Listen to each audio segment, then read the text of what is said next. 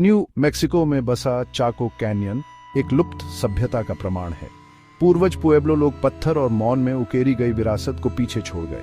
850 और 1150 सी के बीच चाको कैनियन फला फूला। यह एक सांस्कृतिक केंद्र, व्यापार का केंद्र और गहन खगोलीय ज्ञान का स्थान था। अवशेष हमें एक जटिल समाज की झलक प्रदान करते हैं। आखिर किस वजह से इन लोगों ने इतनी भव्य जगह का निर्माण किया?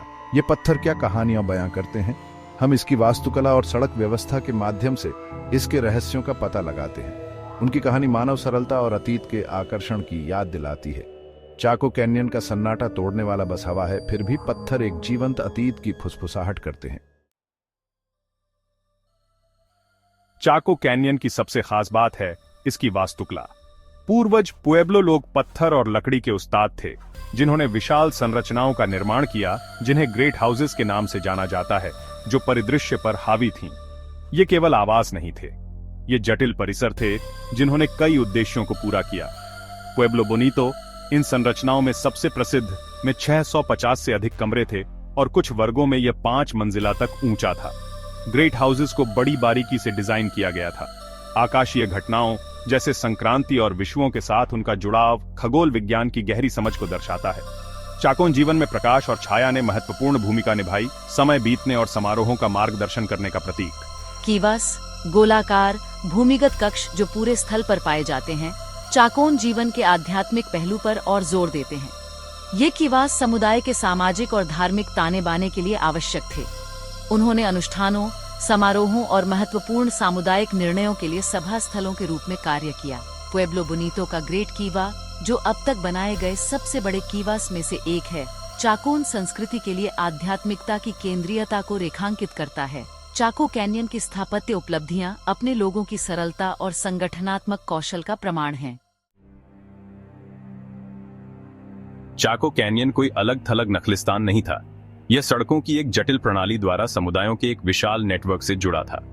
ये सड़कें कुछ उल्लेखनीय रूप से सीधी रेखाओं में मीलों तक फैली हुई हैं। इंजीनियरिंग चमत्कार थी। उन्होंने इस शुष्क परिदृश्य में व्यापार, संचार और लोगों और संसाधनों की आवाजाही को सुविधाजनक बनाया। सड़कों का भी आध्यात्मिक महत्व था। आकाशीय घटनाओं के साथ उनका जुड़ाव और तीर्थ यात्राओं में उनका उपयोग केवल व्यावहारिकता से परे एक गहरे अर्थ का सुझाव देता है। इन सड़कों का अस्तित्व व्यापक क्षेत्र के साथ चाको कैनियन के अंतर संबंध को रेखांकित करता है। चाको कैनियन में जीवन ने महत्वपूर्ण चुनौतियां पेश की। पानी दुर्लभ था और भूमि सीमित कृषि का ही समर्थन कर सकती थी। फिर भी चाकोन डटे रहे। उन्होंने जल प्रबंधन के लिए परिष्कृत तकनीकें विकसित की, जिनमें बांध, जलाशय और सिंचाई प्रणालियां शामिल हैं। उन्होंने सूखे प्रतिरोधी फसलों की खेती की और शिकार और इकट्ठा करके अपने आहार को पूरा किया। इस अक्षम्य वातावरण में न केवल जीवित रहने बल्कि विकास करने की उनकी क्षमता, उनके लचीलापन और अनुकूलन क्षमता के बारे में बहुत कुछ बताती है। चाको कैनियन की कहानी निर्बाध समृद्धि की नहीं है। 12वीं शताब्दी के मध्य तक कभी समृद्ध रहा, यह केंद्र पतन की ओर अग्रसर होने लगा। इस गिरावट के सही कारणों पर पुरातत्वविदों के बीच बहस जारी है। सूखे वनों की कटाई और संसाधनों की कमी ने इसमें भूमिका निभाई होगी। सामाजिक और राजनीतिक बदलावों ने भी योगदान दिया होगा। 1250 सी तक चाको कैनियन को बड़े पैमाने पर छोड़ दिया गया था।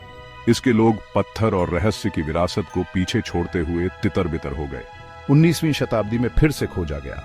चाको कैनियन खोजकर्ताओं, पुरातत्वविदों और आगंतुकों को आकर्षित करता है। आज यह यूनेस्को की विश्व धरोहर स्थल के रूप में है। अतीत में अपनी अमूल्य अंतर्दृष्टि के लिए संरक्षित और अध्ययन किया जाता है। लाइडार जैसी आधुनिक तकनीकों की सहायता से चल रहे शोध चाको कैनियन के बारे में नई जानकारी का खुलासा करते रहते हैं। चाको कैनियन की विरासत बहुआयामी है।